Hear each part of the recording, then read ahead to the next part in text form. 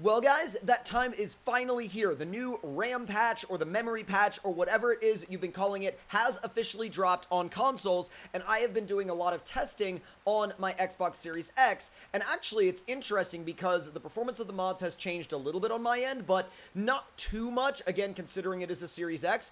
But I have heard of some major changes happening on some of the older consoles, and of course I would love to hear you guys chime in on that on the in the comment section down below. Now what I decided to do in this video is I decided to do a bit of a stress test on the system to really see what all it could handle, and I enabled as many mods as I possibly could and then decided to head out to Sling Valley Mud Park, and basically the rest is going to be very interesting to watch. Now, at this point, I'm sure most of you guys have had the opportunity to download the update, but if not, I highly suggest going ahead and starting up your SnowRunner to allow the update to automatically start downloading. Now, on Xbox, this is a little bit over 11 gigabytes, so it is a little bit on the larger end in terms of an update, but it's not also the biggest update that we've ever seen in terms of size. So, with that being said, once again, I decided to go through and really try to stress test the system, and as you can see here, I tried enabling different combinations of mods to see what would be allowed. And as you can see, as I turned off Dub's tracker, I was able to turn on the Bronco Crawler from Red, but with that being said, after turning on Red's Bronco and Pog's trailers, I was not able to turn Dub's tracker back on. And so what I really wanted to do here was I wanted to find a combination that would allow me to use the IX3880 Heavy Wrecker along with a couple of other really high detail mods, like for example, Delta's Striker or either one of the R&R projects, either the 3500 or the Warrior. So one thing that I noticed that was very, very interesting was the fact that the Warthog ISV was actually pretty easy on the restriction. It wasn't too crazy, and it was one of those mods that it seemed like no matter what else I had turned on, I was able to turn it on no problem. Now, as you can see at this point, I was getting a lot of warning messages, a lot of messages telling me that basically they weren't going to allow me to turn anything else back on, really any more vehicles. I was able to turn on trailers, but I was about out of vehicle room. And so what I ended up having to do at that point was I ended up having to choose to turn off either the Warrior or the 3500. And for this experiment, I chose to turn off the Warrior. Not to say that I don't like the Warrior just as much as the 3500, but it was just one of those experiment moments where I had to pick one or the other, and the Warrior just ended up being the one that I picked. However, once I made the choice to turn that one off, the 3880 was actually able to be enabled along with Red's TTC Bronco, as well as the D&D Striker and the 3500 and multiple other trucks as well. And to my surprise, even the Yeetmobile, I did not think that that was going to be allowed to turn on, but once that was on, I was pretty much maxed out in terms of my RAM limit. So there is obviously still a limit there. This was a 40% increase over what the limit was before. So it should at the very least allow you to run a pretty decent combination of the vehicles that you've been wanting to run for a long time. And if you still experience issues running different rigs, make sure that you have the update before jumping to conclusions and thinking the update does not work. So once again, make sure that you have the update downloaded and installed. Now, I decided to speed up the customization process of the 3880 because you guys have seen me customize the 3880 plenty of times, and for this, I just wanted to do a very quick, simple build, nothing too crazy. It was just a sleeper, a couple of add-ons, and a trailer. That's literally it. I just wanted to go ahead and get it built, get it ready, and get it out the door. I decided to paint it red and throw beans on the dash. You know, our usual strategy when it comes to building a big hauler like this. And the next step at this point was to go ahead and throw a big trailer on it, because that was another part of this stress test, was to see how the game ran once a large trailer was equipped and multiple mods were actually placed on said trailer. Now, backing it up into position was also a little bit of a task, so I, again, decided to speed that part up for you guys so you didn't have to see me fiddling with the trailer positioning for way too long.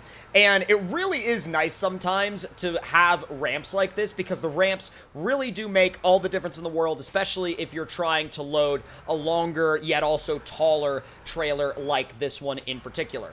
Now, of course, I would love to hear from you guys in the comments down below on how your experience has been post-update. Now, once again, make sure that the update has been installed properly, and then I would love to know the experiences you've had and what trucks you've been able to run now that the update is officially here.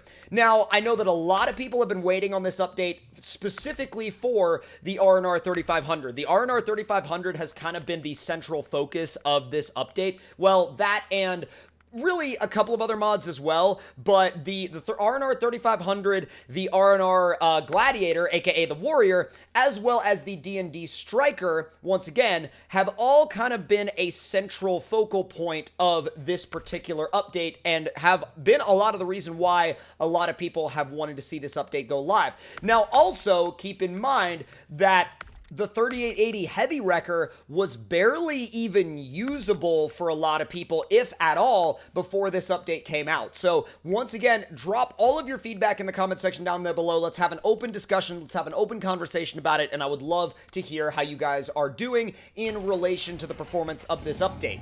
Now, I really do love this map for testing purposes. I've used it a lot on consoles for testing purposes because it really does provide a simple garage area, a simple loading area, and a simple, basically just a simple premise in terms of the map that, like, hey, we're hanging out, we're building some vehicles, we're gonna take them to the mud pit, and we're gonna have some fun. Like, literally, that is the entire scenario of this map, and it provides such an incredible testing ground, if you will, for pushing different features of the game and pushing different vehicles to their limit, whether that be in the mud or from a trailer towing or trailer loading standpoint. It really does allow for all of those different elements of a vehicle or a mod to be fully tested.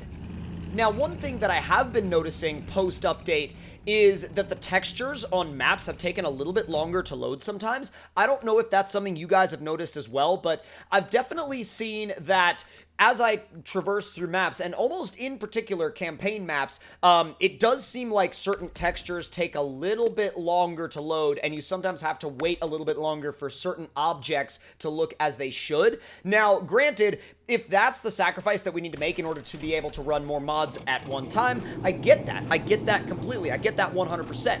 And so, at the end of the day, it might just be one of those sacrifices that we may have to make internally within the game in order to run a certain number of mods or certain types of mods themselves. Now, I would also like to address a couple of things real quick that can help you guys avoid certain in-game issues created by, well, not necessarily issues created by mods, but certain frustrating scenarios or scenarios that can be frustrating that can be avoided if you use certain strategies. Now, one of those that I've seen a lot of is, hey, this mod either got removed or this mod is no longer available and it got pulled from my campaign and I lost a bunch of in-game money. Now, one of the ways that I like to get around that is when I finish playing a campaign session with a certain vehicle, usually I will sell that vehicle. Now, I know that that's not a solution that's going to fit everybody's needs, because what if you're in the middle of a task, and I get that. However, I do try to use mods for tasks that shouldn't take super long. And, you know, when I do that, it definitely gives me a lot more freedom to be able to finish up a session and then sell the mod. And of course, you get all the money back from the vehicle and the parts, and you go ahead and you sell the modded vehicle. And then when you come back in, you know, as long as that vehicle is still there, you can purchase it back and still use it just fine. So that is a little bit of a workaround that I have used from time to time. And now it doesn't always work because, again, there are sometimes when I will have to leave a mod active in campaign due to the fact that I still have tasks that are either in progress or incomplete that I'm using that particular modded vehicle for. So once again, that's not something you can do all the time, but it is something you can do occasionally, especially if you're using a very stressful mod, a very high stress mod on the game. The 3880 would definitely be one that I would try to do that with, and the nice thing about the 3880 is that it's so incredibly capable that you can take it into campaign mode, knock out a bunch of different objectives left and right, and then take it back to the dealership and sell it, and then you're completely, you know, you're completely rid of all of the risk of losing all of that in-game cash that you might lose if, for example, the mod didn't work when you came back in. And I'm not saying the 3880 wouldn't work when you came back in, but I'm just saying if something within the game changed or a update was pushed to a mod, there are different things that can cause that to happen. So once again, with all that being said though, I'm genuinely happy that we are at a point now with consoles where we can use the entire setup that I'm using right now.